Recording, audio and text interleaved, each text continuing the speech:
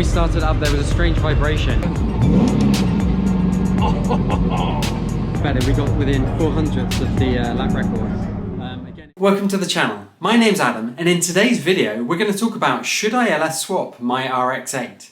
Now that's probably quite a controversial question because I've had a couple of RX-8s and it's a die-hard community. Now don't get me wrong, I love the rotary Wankel engine and it's got a huge following. The problem is, especially in the early years, which this one was definitely one of the early ones, they were pretty fragile. Now, this particular car had already been through one engine and it had 80,000 miles on the clock. So that basically meant that the engines were lasting an average of 40,000 miles, which is not a great story, but that's okay. I had the option to rebuild, which I could have done, or do something else. And I decided to do something else. Now why? Because I've already done an LS swap. So I love V8s. I love the GM LS platform. It's a fantastic engine. It's very compact, lightweight when you go for the aluminum block, which this one is, and it's just a great overall around package. The other car then that I LS swapped was actually a Miata. Now that thing is fantastic on track. So the kit I ended up using this was the V8R kit, so that's V8 Roadsters. In fact, I think I'm wearing the t-shirt, so V8 Roadsters. You get the t-shirt when you buy the kit, funny enough. Now I'd already had some experience with V8 Roadsters from the Miata. I actually ended up buying their subframe. So I didn't use that quite as it was delivered because that was a complete custom build. We ended up moving the engine lower and back, but it was a good start. Now every kit will get you going and every kit has pros and cons. I ended up with some bump steer on this, which I've yet to solve. But again, like I say, pros and cons. So it doesn't really matter what kit you start with if you end up going this route. Before I jump into the car though, let's take a quick look at the Miata on track because it is brilliant. And so it's going to appear here maybe, or here, I don't know. It will appear somewhere.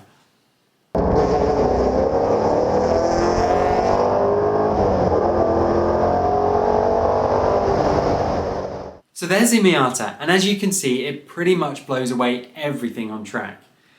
So now, without further ado, let's take a look at the RX-8, because that's what you've come for. Alright, so we're going to do a quick tour of the RX-8. Needs a little bit of a clean. It's been in the workshop for the last couple of months, but it's just done its first 4 miles in its current configuration. It's a lovely straight body, this one. Start to hear some of that V8 rumble.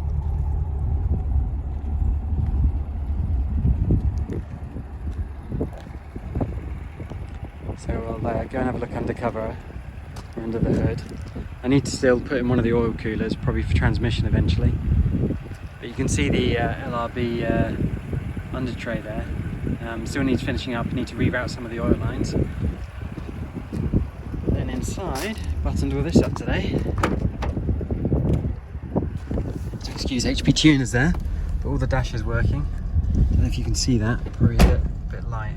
Go inside and do another one. So you've got the RPM gauge and speed and everything's working.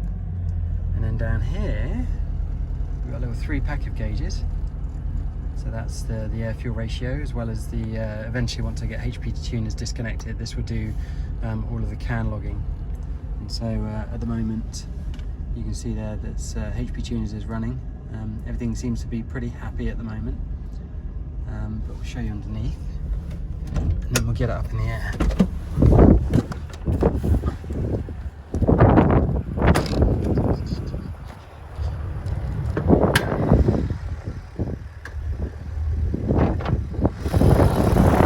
There it is in all its glory. Really appreciate the help on the coolant rerouting for the tank. That worked out well. And then at the moment I don't have ABS, but that probably will eventually go back in. And I can decide what to do with all the wiring then from the RX-8. But yeah, everything else, I mean, power steering's there, AC is going to get hooked up soon.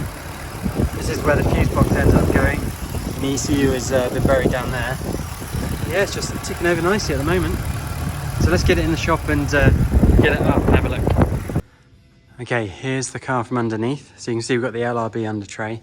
That actually worked out really well. Still need to finish off these parts, need to reroute these oil cooling lines after the dyno and after I can change the oil because they're definitely in the wrong place. But apart from that, I mean, all the front end tied together really nicely in the end. You can see in there that the AC system is in place. Just need a couple of pipes made up and we should be good to go. So you can't see as much of the engine anymore, but you know, it's definitely all crammed in there. Got the Olin shocks, then the upgraded brakes. These actually are the same that's on the race car, so the V8 Miata. So that's really cool. They're super light calipers, and so the calipers and pads are all shared, which is nice. What else we got? So you can see the subframe there, the V8R subframe. It was a pain to get in. Still need to get it aligned, but you know, it's there. And then you can see what we did with the roll bar. So we ended up kind of offsetting it lower due to the AC pump. And then there's a bracket that goes down to the bottom of the radiator, which you probably can see on this side there. So you see that bracket. So that goes from there up to where the spacer on the roll bar, which is just in there. And so even though it looks unpainted, it's actually got clear Por 15 on at the moment. But the exhaust, I'm really happy with the exhaust system. So you can see it here.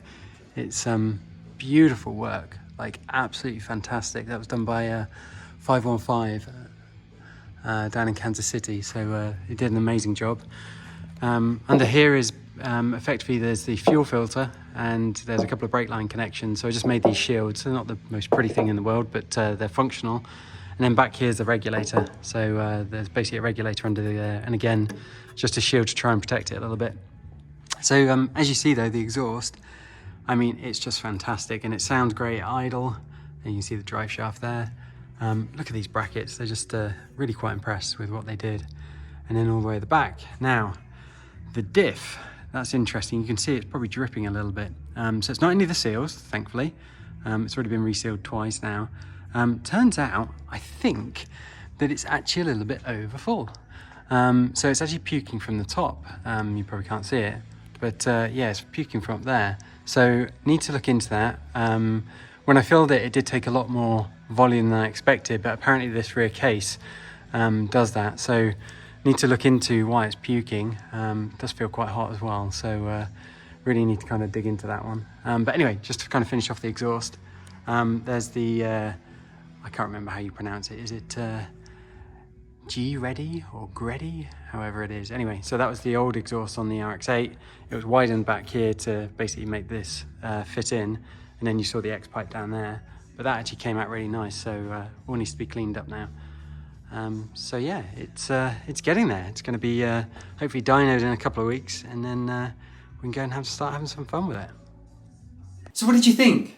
Comment below. I'd love this to be interactive and get your thoughts. Feel free to subscribe. I've got a load of videos that I'll be posting over the next month or so that will describe more of the process. And as you can probably tell, I'm a bit of a track junkie, so there'll be plenty of footage from tracks there. But also then what's happening with the RX-8 and other projects that are ongoing. So everything from a Radical SR3, which you might see in the background up there, as well as the Miata. We're going to dig deep into that. And then there's going to be some other vehicles like maybe a GTI. That's something else that I've been playing with recently. So I'm very passionate about vehicles, and if you like it, like I say, click the like button, subscribe, and share with your friends. Thanks, have a great day.